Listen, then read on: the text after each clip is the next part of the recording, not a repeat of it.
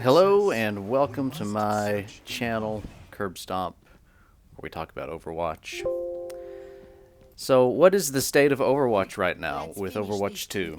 Well, if you've been on the forums, you'll notice there are a lot of people complaining about the game, and I haven't found anything positive said about this game. I guess that the new maps somewhat look good. Some of them are okay. Some of them are just awful. A lot of people don't like the push mode for the game. A lot of people seem to be saying that it's garbage, or they'd rather have 2 capture points back. For me, it's just I've not really made up my mind yet. At first I liked it, and then I'm just leaning toward not liking it. I think I really just need to play more of it to get a feel for it and really learn those maps. So on the old classic maps, I know every corner and every nook and cranny of every map, and on these new maps, I guess it feels overwhelming to a lot of people. A lot of people are not happy with the fact that Soldier and Zarya, Sombra, Genji are the best picks to play. But this is nothing new for Overwatch. There have always been rotations on patches where certain heroes are more viable picks than others, and you've had heroes that are just really not that great. Usually the Torb, Bastion, Sims have never really been up there on the pick list. All systems nominal. Right now, I think it's fine as far as the balance goes, because it's no different than it's always been. The biggest issue that I'm having, and the guy that I play with, shout out to Mully, he's a great player, and our complaint's the same. We have matchmaking that feels really wonky. We'll have people on our team that are absolutely brand new. It's like they've logged in for the first time. They're shooting their gun at their own teammates, thinking that they're doing something, or they're shooting at the ground, which is very frustrating considering the skill set that we have is not, top 500 or anything, but we're better than gold and low plat, I think. So it's really frustrating that the matchmaking hasn't figured out this person on your team is not skilled, so why not put them with other new players? It can't be an enjoyable experience, and that's what you're watching here on this video. This group of people, eventually they're going to go over here into this room and just for whatever reason, one after another, try to get in this small little room that I'm shooting rockets into with splash damage, and it doesn't click in their head that they shouldn't do that. So it's not even fun for me really to dunk on a team when they just one after another stagger in. It's only really fun when you feel like you earned your win. If you didn't earn the win, for me that's not fun. The new heroes, the tank, the DPS, the support, Kiriko, I don't like that playstyle. That's not for me. I've not had good luck with her. Other people say she's the must-have pick in the higher ranks. I'm just not feeling it. As far as the tank, Junker Queen, she's okay, but she's nothing special. If you play her in the higher ranks, apparently you just get instantly targeted by the whole team, so you can't do anything.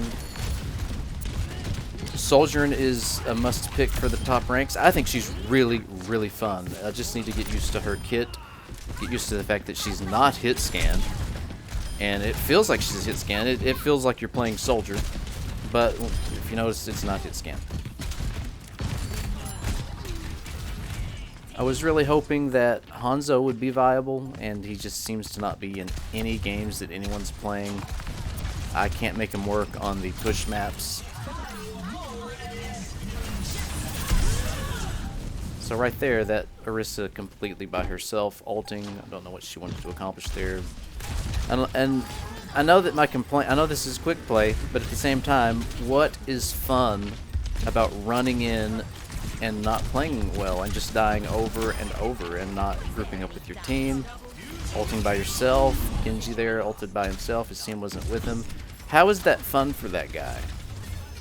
If I want to learn a new hero or mess around or kill some time, I tend to go towards arcade, but I know that there's a lot of people that go to quick play for just chilling, hanging out, not really trying that hard. The people that do that, though, should be in a lower MMR bracket than the people that are in quick play that are trying hard. For the most part, I try really hard every match. I might get bored of being on a certain hero that I main, So I'll play around with Symmetra or something, even though she's not a great pick. But I'm still trying really, really hard. I still know the basic core of the game is to group up as 5 and fight the enemy team as 5. There's nothing that you're going to do where you go in with just 2 of you and try to beat that team, and they're a full 5 and they've got control of the point. That's just a huge waste of time. The only time to stagger in is when you already have control of the point and you're trying to get the percentage to go up and up and up to 99. I realize that this is a free game now, and free games recruit lots of younger players, kids who are not old enough to have a job, so they're dependent on mom and dad to buy them games, or they really just have a free library of games that they play.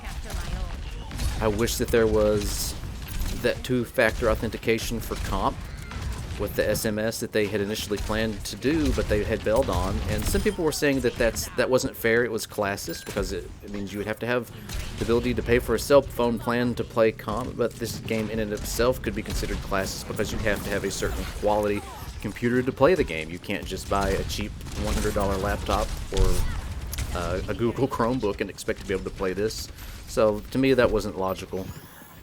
I would look forward to the multi-factor authentication, just to keep the Smurfs out. It was really bad at the end of Overwatch 1. You had GM players in every rank, probably mostly silver. Gold was full of GM players.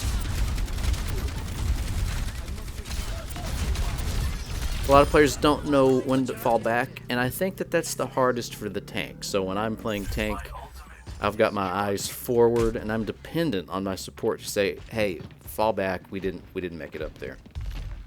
I'm going to be really sneaky right here. Watch this.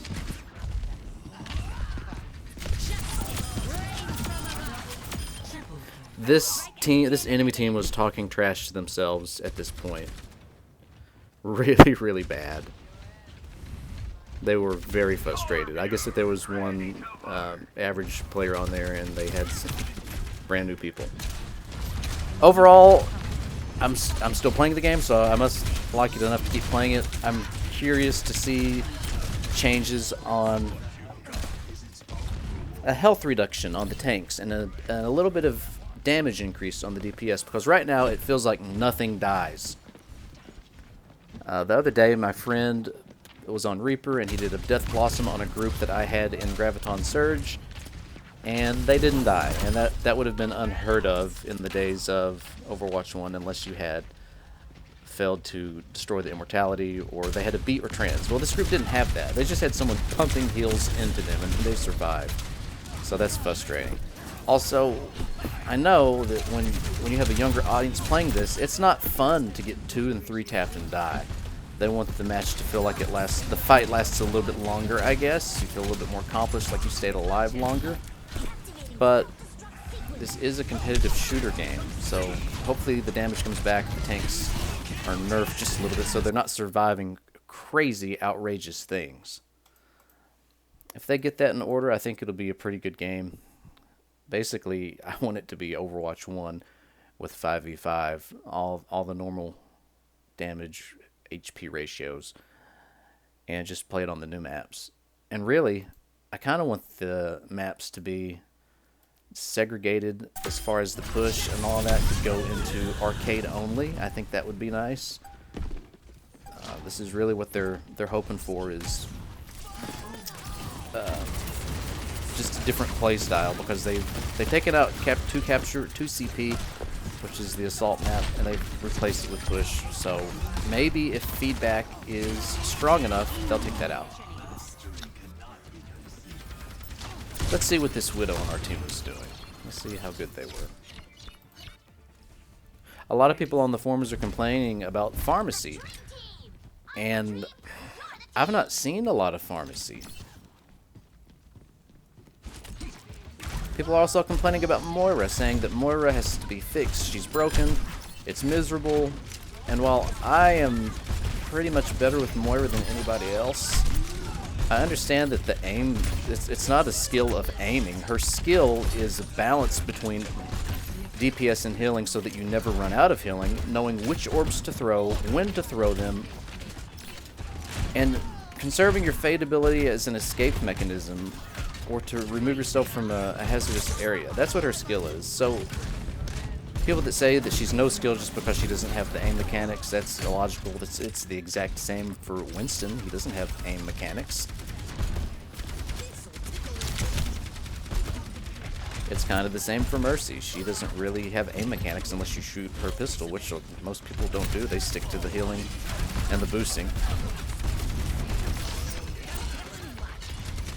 You might say D.Va doesn't have really good skill on aim because her spread is so wide. You just dump into an area and you're going to hit something.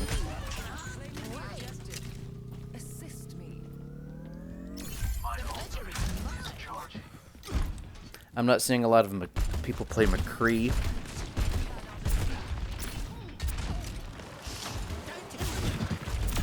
I've tried playing Zenyatta and making him work, but his lack of mobility makes it really difficult sometimes, because this game feels a lot more brawl-oriented now, especially on the push maps. It's just a big slugfest, people trying to brawl all around the payload that you're trying to push.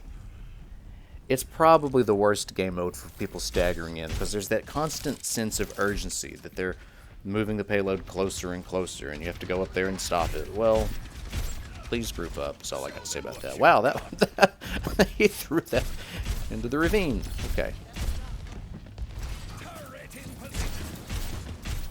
I used to hate getting these maps like Nepal, Oasis. I didn't really hate Ilios that much. But honestly, the changes that they've made make the maps look a little bit better. They've taken some daytime maps and made them nighttime. They've taken nighttime maps and made them daytime. I just always thought that Oasis was a really ugly map. And I always hated Oasis in Nepal because it felt like you would get those maps more often than any other map. So if you played 10 matches in an evening, it's like a chance you'd get Oasis twice, sometimes 3 times, and never get King's Row. King's Row's the best map. It's my favorite. Love it.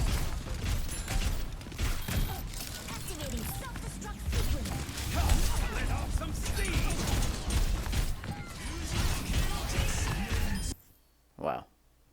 They didn't make a point. Alright, that about wraps things up. Thanks for watching.